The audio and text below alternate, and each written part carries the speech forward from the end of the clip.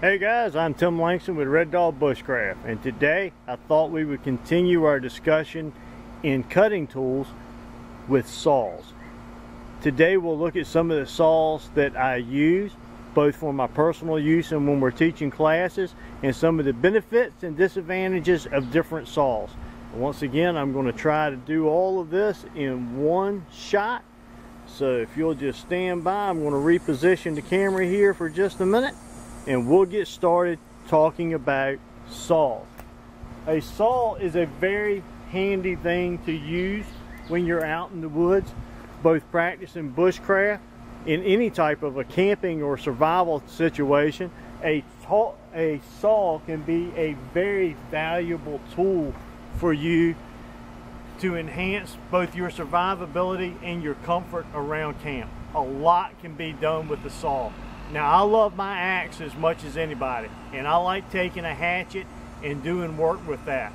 But when you're processing up bulk amounts of wood, especially for building objects and for collecting firewood, sometimes a saw can just make your life a lot easier. You can also find many different types of camp crafts that a saw can benefit you greatly, and it's hard to beat when it comes to making fireboards and traps. So let's talk about a couple of the saws that I use, the ones that I recommend, and the ones that I don't really care that much about. We're going to start off with the Baco Laplander. This is probably one of the saws that is cherished by most bushcrafters throughout the world above most any other. You should be able to obtain this saw for no more than $20. It's a very nice saw. You can see that it has a slightly curved blade at the top. One of the reasons that this is one of my favorites to use is because of the design of the actual body of this saw. It lends itself very well to rugged use. The tooth size on this saw is a nice compromise between something that would be used for hardwood and something that would be used for greenwood. It'll take away enough material that you can make some good progress, but it's not so aggressive that you can get a little crazy with it. The grip is probably my favorite part about it. It does have a locking blade, this mechanism right here. The blade locks in place very well. It's all rounded on the end, so you don't have to worry about it coming open and hurting anything inside your pack, and you can hear that as it locks into the open position. A simple depress thing of that little button right there, and you're back in business as being all closed up. Very, very much treasured by many bushcrafters and a favorite of many. Now let's talk about a saw that I like to use quite a bit. This is the Corona. This is the general purpose folding saw, and you should be able to pick this up for about 23 bucks. It has a 10-inch curved blade, and as you can tell, the teeth on this are a little bit more aggressive, but it is still rated for dead or green wood. And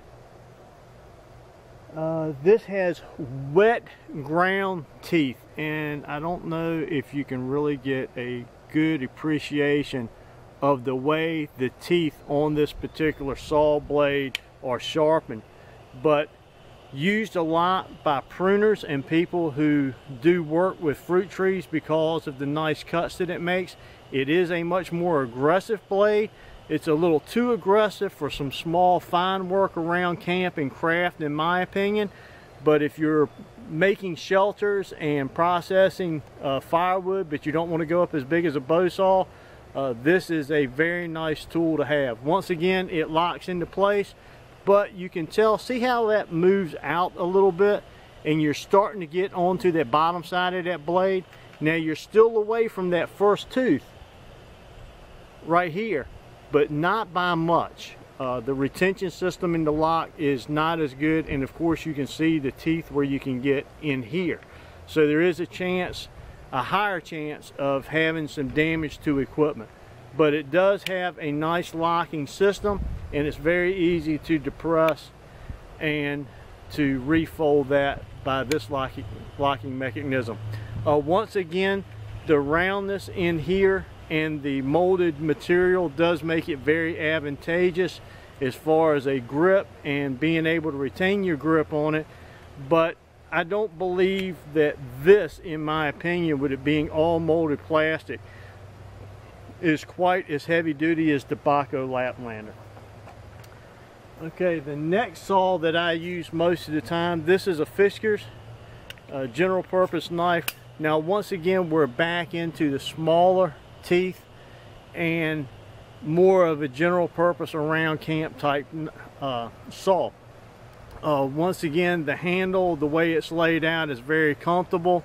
This is also all plastic, not reinforced with metal, except during here in the hinge process and where it locks, but a fine cutter and a good piece of equipment that locks in both the open position, this half position, and then all the way closed. And the retention on this blade, it still moves, but because of the design of this handle, you see you never get it open to where the blades are exposed, and I really like that. You look around, you see these a lot. You can catch them on sale. I picked these up at a thrift store. They were marked $7, and I wound up buying 3 of them for $15. So I got these for $5 a piece, and I don't think they were ever used. So very affordable and a good saw to use in your packs. Now I keep a couple of other saws for demonstrating. These are both Gerber saws. This is the larger and this is the smaller of the Gerber saws, and they work with this retention system to where the blade is inside the handle, and you undo this locking mechanism here, this retention bolt, you unscrew that and slide the blade out, and then there is a little hollowed out section to where this fits into, and then you tighten it down, and that's what retains the blade. Once again, a pretty aggressive blade, but the teeth are much closer together. It does cut pretty decent, but the flimsiness of the the blade is a little flimsy compared to the other blades, so you get a lot more flex when you're cutting with it. And this is the Bear Grylls model, and probably the thing that I like about it the most is that when that's in and locked down, it is secured within this handle very well. The grip is not nearly as comfortable on this. We have some moving parts here on the outside that we have to worry about.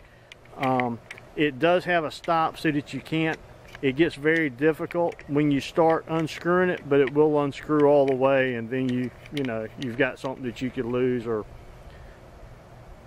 misplace while you're out in the woods. A couple of lanyard holes. I keep this to let people use so that they can see the difference of a saw that you can make work compared to some of the higher quality saws that you can actually do a lot of work and be a lot more comfortable with. The same goes for this particular model. I actually like this model better than this model, simply because it seems to, the teeth on this particular model seem to be a little bit more advantageous to what we do around camp. It's fine for small tasks, but once again, you've got that blade that has a lot of flex in it, and this retention nut that I just don't like that particular design. This is a harder, slicker, molded plastic, and it doesn't have a very good retention system that prevents your hand from sliding up and coming into contact with that blade.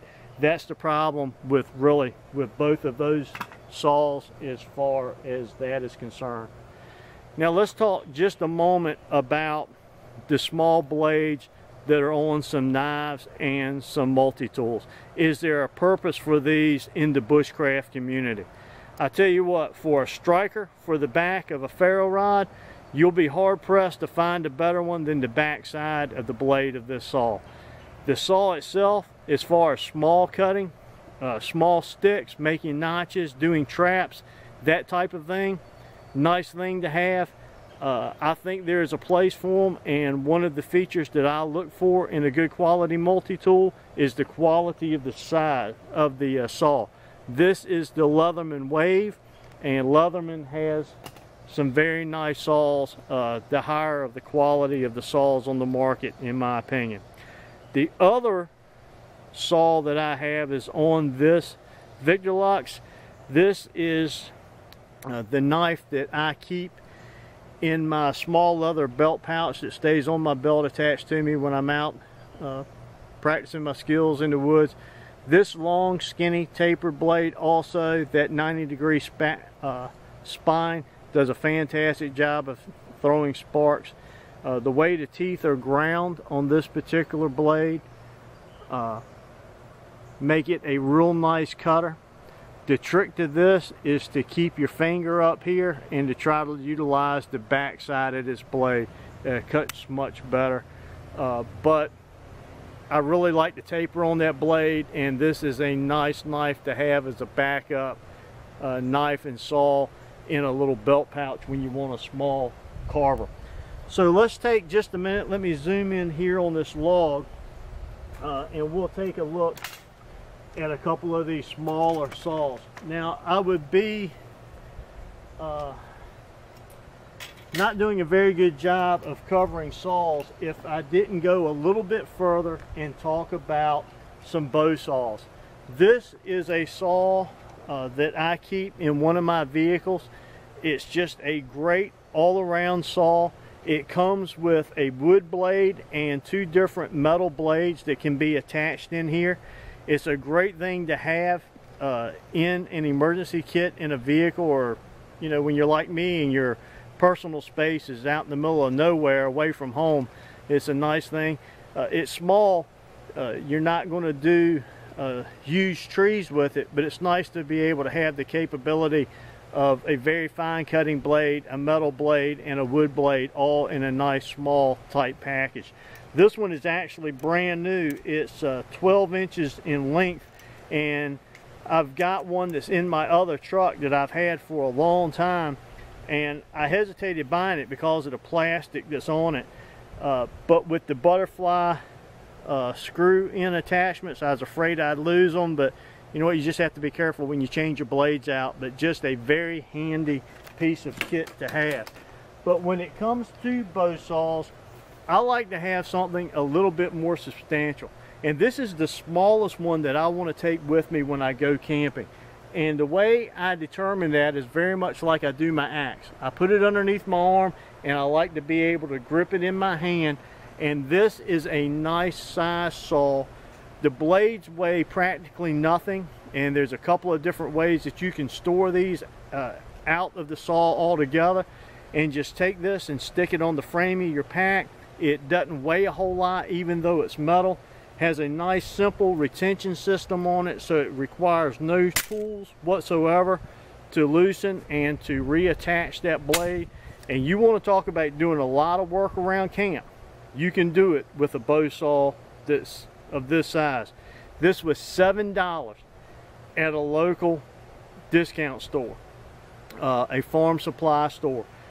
For the money, you know, I've made the wooden ones. I've got just the bowed limb. I have the one that I made out of wood. They're great bushcraft products, but this is a lot easier to use, and you can do a lot more work with one of these than what you would think you could do if you've never used one. I also keep one that's twice this size in my truck during the winter time for cutting trees out of the road if I happen to get stuck out on a hunting road. As far as the saw that stays in my bushcraft kit, would be this saw right here. This is the one that I prefer. This is the 7 saw, and I like it because the blade is completely contained within the frame of the saw, and it's easy to put together. You have a nice bow saw. This fits right down into a sleeve on the side of one of my bushcraft kits, so it makes it very easy to transport. And it does rattle a little bit, but you have to get used to how to tension this thing up to prevent that. The way it works is you take it apart, and then the beam fits into the handle here, and then this comes back, and with a little bit of manipulation you just put the retaining bolt there right back through the handle, put the wing nut back on it. And like I said, I was worried about this because I don't like parts that come completely off of saws, because I'm always afraid I'm going to lose them. So you do have to be mindful of that you don't drop these things. It certainly doesn't hurt to grab you an extra one and have it in your kit somewhere in your truck, but I've never found it necessary. And when it's all said and done, you have a nice compact saw that has a very good blade in it that will handle both green and dry wood. This thing is a campcraft and firewood eating machine. You can do a lot of firewood processing. Now think about it, you know, you don't have that much space in here, but most of the firewood that you're cutting is no bigger than about like this. That's the biggest stuff that you want for a campfire most of the time, unless you're getting into splitting down logs. And this thing right here will serve you very well. Very affordable. Can't tell you where I bought it. I think it was at a gun show somewhere. But let's take a look at some of these saws, not necessarily the bow saws, but some of these smaller saws, and see how they work and how they stack up against each other. So let me reposition this camera here once again where you can see just a little bit better, and I'll focus you in down here. And let's see, I might even be able to zoom you in just a tad. There we go. And let's put a nice poplar stick up here and just go through a couple of these saws. Now we'll kind of go in reverse order. I was talking about this Victorlux here, Swiss Army, that I use inside my little belt kit. And we'll just cut off some small pieces that I can use.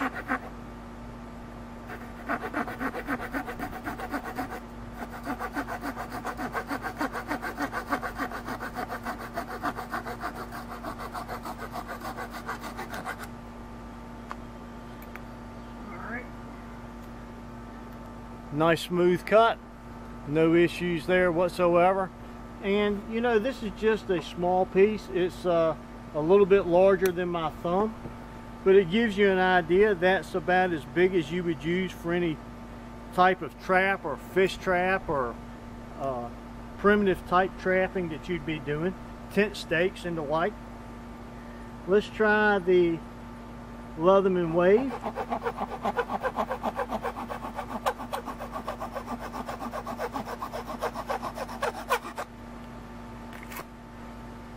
Hold that one back up, and once again, nice smooth cut. This is dried poplar. The sale special, $5 Fiskars. You ever notice I can't talk when I get on video? Removing material on both the forward and back stroke. Not bad. Not a bad cut at all. A little bit more aggressive, a little bit more of a rough surface there, but a very fine cut indeed. Now we'll go to the Corona with this large curved blade. What's that, 6 strokes with that thing? I mean, that is just an absolute dynamite saw if you've got a lot of wood to process and you don't want to carry a bow saw. I would take that every day. And then the saw that is beloved by bushcrafters the world over, the Baco Laplander. Once again, both forward and back cut. Now, back 6 strokes also, but a lot less aggressive teeth and a smoother cut. If I could only buy one, other than my multi-tool is going to be first. That's my everyday carry. But my first saw for going out and practicing bushcraft would be this one right here. Second, probably a bow saw. If nothing else, buy you the blade and make your bow saw while you're out in the woods. If you've got a lot of fruit trees and some pruning to do, it'd be hard to compete with this Corona right here. All of these saws in there have the replacement blades. Let me do this 7 saw for just a moment, just so you can see this thing. Typical bow saw type blade, very aggressive.